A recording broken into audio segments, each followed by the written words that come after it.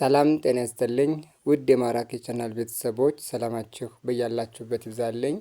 እዛ ደግሞ ይዤላችሁ የመጣሁት ለጀማሪዎቹ የሚሆን የአማርኛ የፊደል ጥናትና ቃላት ምስረታን አጣምሮ የያዘ ቪዲዮ ይዤላችሁ መጥቻለሁ። ቪዲዮውን ከጅማሬ እስከ ፍጻሜ በጽሞና ተከታተሉት። ለዚህ ቻናል አዳዲስ የሆናችሁ ሌሎች የምሰራቸው ቪዲዮዎች በማሳወቂያ ወይም በኖቲፊኬሽን መልክ ሊደርሷችሁ ቪዲዮውን ላይክ፣ ሼር እና ሳብስክራይብ በማድረግ ቤተሰብ ይሁኑ። አሁን በቀጥታ ወደ ትምህርታችን እንግዲህ በክፍል አንድ ቆይታችን ሀሌታ ሀ ወይም ደግሞ ሀ ብለን የምንጠራትን የመጀመሪያ ፊደላችን እየቆጠርን በሷም ቃላት እየመሰረትን ለመመልከት ሞክረናል። በዛሬ ቆይታችን ደግሞ ለን ነው የምንመለከተው። በጽሞና ተከታተሉኝ። አማርኛ ቃላት ምስረታ። አማርኛ ቃላት ምስረታ። እንግዲህ እንደምትመለከቱት እዚህ ጋር ወደ ታች ስንቆጥር ወደ ታች እንደዚህ ስንመለከት 7 ፊደሎች አሉ። እነዚህም የለ ቤተሰቦች ተብለው ይጠራሉ።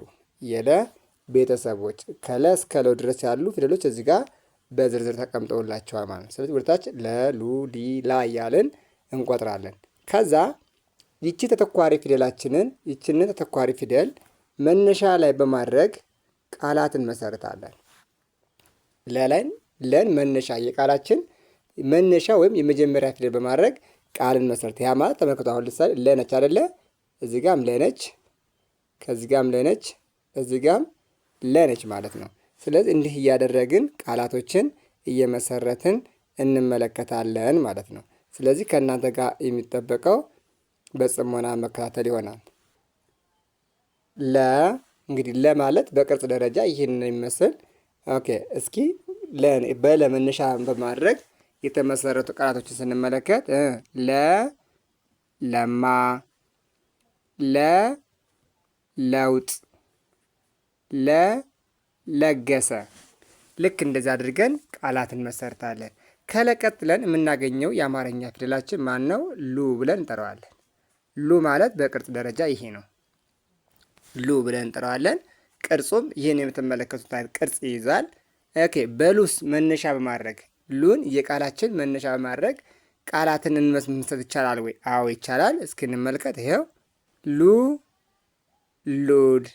ሉል ማለት የመሬትን ካርታ ወክሎ የያዘልን ቅርጽ ማለት ነው። ሉል፣ ሉ ሉጫ፣ ሉ ሉሌ። ልክ እንደዚህ አድርገን ቃላትን መመስረት እንችላለን። ቃላትን መመስረት እንችላለን። ከዚህ በመቀጠል የምናገኛት ላልን፣ ከዚያ ሉ አልን። ከሉ ቀጥለን የምናገኛት ማነች? ሊ ተብላ ትጠራለች። ሊ ማለት ይችን ትመስላለች። የቅርጽ ደረጃ ስንመለከታት ቅርጿ ይች ነች። ሊ። ይችን ፊደል መነሻ ላይ በማድረግ ቃል ስንመሰርት ሊ ሊጥ፣ ሊ ሊቅ፣ ሊ ሊያ፣ ሊያ ብለን ቃላቶችን መመስረት እንችላለን ማለት ነው። ቃላቶችን መመስረት እንችላለን። በጣም ጥሩ። ከሊ ቀጥለን የምናገኘው የአማርኛ ፊደላችን ማን ነው? ላ ይባላል። ላ ማለት ቅርጹ ይሄን ይመስላል። ይሄ ነው። ላ ብለን እንጠራዋለን። አንድ እግሩ በግራ በኩል ያለ እግሩ አጭር ነው። ላ ብለን እንጠራለን። ላን መነሻ ላይ በማድረግ ቃላትን ስንመሰርት ምን ልንል እንችላለን? ላ ላም፣ ላ ላጲስ፣ ላ ላሉት፣ ላሉት ወይም ለተገኙት ማለት ነው። እንደዚህ እያደረግን ቃላቶችን መመስረት ይቻላል። እናንተ በደንብ በትኩረት መመልከት ያለባችሁ ነገር ቢኖር እዚህ ጋር የመጣቸው ይቺ መነሻ ፊደላችን እነዚህ ላ ብለን እንጠራቸዋለን። የቃሎቻችን መጀመሪያ ፊደል ላይ በማድረግ ነው። በእርግጥ እዚህ ጋር አልተገደብንም። ፊደሉን ወይም ተኳሪ ፊደላችንን መጨረሻ መጀመሪያ ማድረግ ይቻላል። ነገር ግን ለእናንተ ፊደሉን ለመሸምደድ እንዲመቻችሁ ነው ፊደሎችን መጀመሪያ ላይ ያመጣኋቸው ማለት ነው። ስለዚህ ላ ብሎ መያዝ ቢያቅታችሁ ላም ብላችሁ ማስታወስ ትችላላችሁ። ኦኬ ይቺ ፊደል እዚህ ጋር ይቺ ፊደል ብትጠፋባችሁ ላም ስትሉ የመጀመሪያ ፊደል ማነች? ላ ነች። ስለዚህ ላ ማስታወሻ ትሆናችኋለች ብዬ ስላሰብኩ ነው። ስለዚህ ልክ እንዲያደረጋችሁ በደንብ ማጥናት ይኖርባችኋል። ከላ ቀጥለን የምንመለከታት ወይም ደግሞ የምናገኛት ፊደል ማነች? ሌ ተብላ ትጠራለች። ሌ ማለት በቅርጽ ደረጃ ይች ነች። ሌ እንላታለን። ይቺ ሌን መነሻ ላይ በማድረግ ነው አሁንም ቃላት የምንመሰረተው። ተመልከቱ፣ ይኸው እዚህ ጋር ሌ ነች፣ ከዚህ ጋርም ሌ ነች፣ እዚህ ጋርም ሌ ነች። ሶስቱም ቦታ ላይ ሌ ብዬ ነው የጀመርኩት። ስለዚህ ሌ ያልን ቃላትን እንመሰርታለን። አክብዳችሁ አትመልከቱት፣ አእምሯችሁን አታጨናንቁት። ቃላት መስራት በጣም ቀላል ነው። ምክንያቱም እናንተ በዕለት ከዕለት ኑሯችሁ ውስጥ የምትጠቀሙት ስለሆነ ማለት ነው፣ የምትጠቀሙት ስለሆነ። ነገር ግን ቃላት መሰረት ነው ብላችሁ ደግሞ ዝም ብሎ ትርጉም የሌለው ነገር ፊደሉን ብትሰበስቡት ትርጉም ከሌለው ቃል መባል አይችልም። እያንዳንዱ ቃል ትርጉም ሊኖረውና ሰዎችን ሊያግባባ መቻል አለበት። ሁሉም ሰው ሊያውቀው የሚችል መሆን መቻል አለበት ማለት ነው። ኦኬ ሌ ምን ልንል እንችላለን? ሌባ።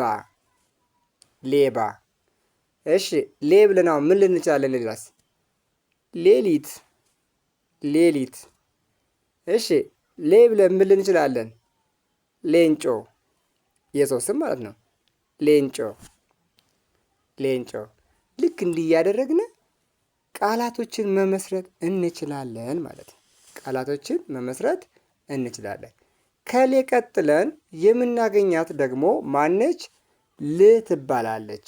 ል ማለት በቅርጽ ደረጃ ይች ነች። ቅርጿ ይህንን የሚመስለው ል ብለን እንጠራታለን። ይችን ል የቃል መጀመሪያ ላይ መነሻ ላይ በማድረግ ቃላት ስንመሰርት ተመልከቱ። ከዚህ ጋር ያሉት ናቸው። እያቸው ሁሉንም ቦታ ላይ ስትመለከቱ ል ምን ላይ ነው የመጣው? መጀመሪያ ላይ የቃላችን ወይም ደግሞ ቃላችን ላይ መጀመሪያ ላይ ፊደል አድርገን ነው ያመጣ። የቃላችን መጀመሪያ ፊደል በማድረግ ቃላት መስርተናል። ተከታተሉኝ እስኪ ምን ይላሉ እናንብባቸው በጋራ።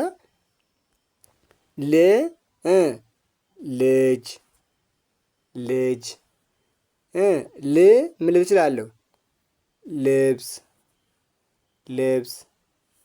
ል ምን ልል እችላለሁ? አሁንም ልደት። ስለዚህ ልን መነሻ አድርጋችሁ እንደነዚህ ቃላት መመስረት ትችላላችሁ። እነዚህ ሶስት ብቻ አይደሉም። በመሰረቱ ልን መነሻ በማድረግ የሚመሰረቱ ቃላቶች በጣም ብዙ ናቸው። ግን እንደ ምሳሌ እነዚህ ካያችሁ ይሄንን መነሻ ወይም ደግሞ ይሄን ምሳሌ አድርጋችሁ እናንተ ሌሎችን መስራት ትችላላችሁ ማለት ነው።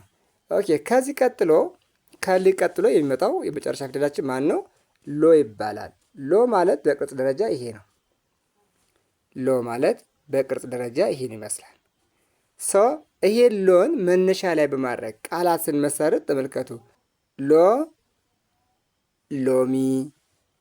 ሎሚ ብለን ቃል እንመሰርታለን። ሎሌ። ምናልባት ሎሌ ማለት ምናልባት ግራው የሚገባችሁ ሰው ካላችሁ ሎሌ ማለት አገልጋይ ማለት ነው። አገልጋይ ሎሌ። ሎተሪ። ልክ እንደዚህ እያደረጋችሁ ቃላቶችን መመስረት ትችላላችሁ ማለት ነው። እንዲህ እያደረጋችሁ ቃላት መመስረት ትችላላችሁ። እስኪ አንድ ጊዜ ፊደሎችን በጋራ እናጥናቸው። ኦኬ ተከተሉኝ።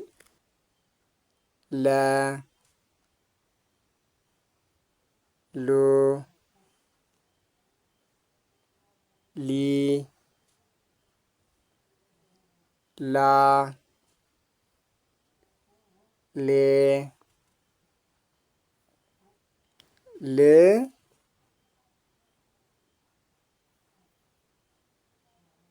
ሎ። በጣም ጥሩ። እንዲህ ያደረጋችሁ ማንበብ መቻል አለባችሁ ማለት ነው። እንደዚህ አድርጋችሁ ያልገባችሁ ነገር ካለ ኮሜንት ሳጥን ላይ አስቀምጡልኝ። ይሄ ቪዲዮ ለሁሉም የሚዳረስ ዘንድ ቪዲዮውን ላይክ፣ ሼር እና ሳብስክራይብ በማድረግ ቤተሰብ ይሁኑ። በቀጣይ ቪዲዮ እስክንገናኝ መልካም ጊዜ፣ መልካም ቆይታ